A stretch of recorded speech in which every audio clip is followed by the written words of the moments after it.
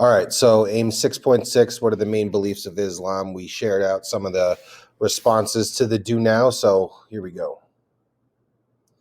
All right, origins once again.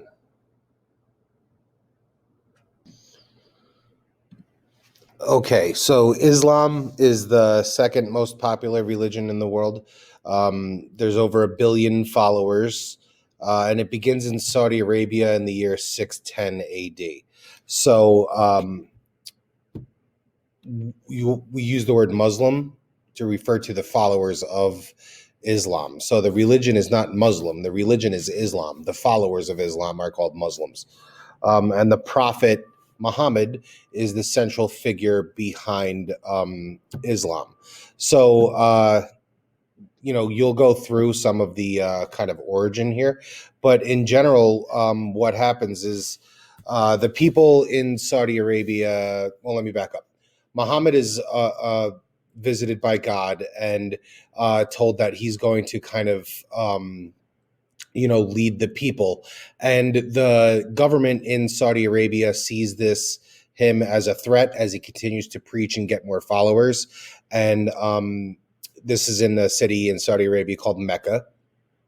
And as the government continues to feel threatened by Muhammad and the power that he's starting to amass, they basically exile him and they force him to flee Mecca.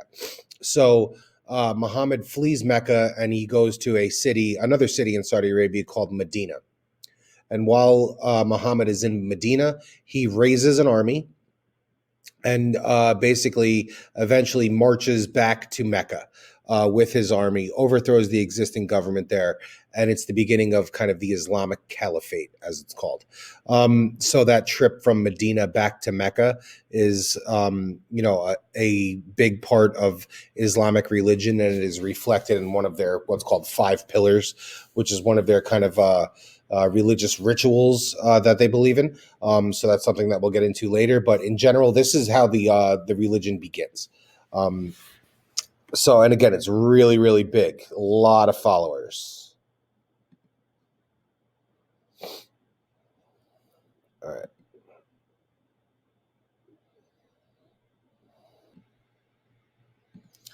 So Mecca being the birthplace of Islam, this becomes a sacred site for them. So one of the 5 pillars, like I mentioned before, is called the Hajj. It's a holy pilgrimage that every Muslim, if they are financially able to, is supposed to make this trip to the city of Mecca in Saudi Arabia at least once in their life. This Hajj symbolizes Muhammad's departure from Mecca and then his eventual return later. So that's part of the deal. This sacred site kind of permeates other parts of the religion also. Another one of the 5 pillars of Islam is you have to pray 5 times a day, and you always pray facing the direction of Mecca. So depending on where you are in the world, Mecca is in a certain direction from you. So oftentimes, and this has happened to me before, if you're walking in crowded areas, long ago, pre-COVID, you saw this in New York City a lot. Sometimes people would ask you, which way is east? And sometimes they're asking you that for the purposes of it's time to pray, and they need to know which way is east so they know which direction to face in so that they can face Mecca while they pray. So that's the thing. And the answer to that changes depending on where you are in the globe, right? Because maybe they want to face west if they're in a different part of the world, but that's part of their deal too. So this, that just goes to show that there's 5 pillars of Islam, these 5 kind of sacred rituals and rules, kind of, and 2 of them are directly related to this sacred site. One being the Hajj, that pilgrimage that they're supposed to make, and the other being praying 5 times a day, but you're supposed to be praying facing the holy city. So obviously, it's not hard to tell that they take the importance of the city very, very seriously. Okay, last but not least.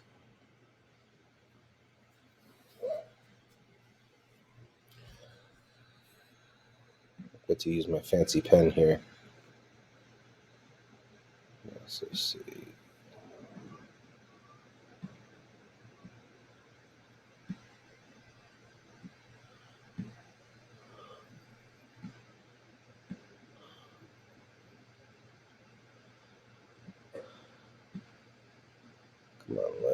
Right when I'm trying to do this.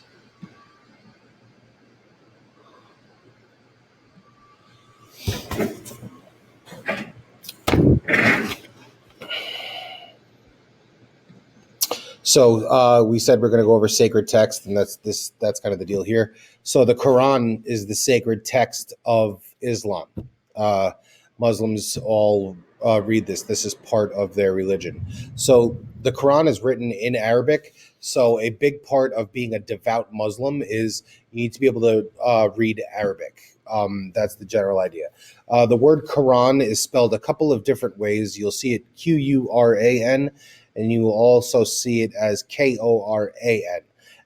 Both of these words are referring to the same thing. So, depending on the source that you're working with, they might refer to the sacred text of Islam as the Quran, Quran, or Koran, Koran. So, be familiar with both of those.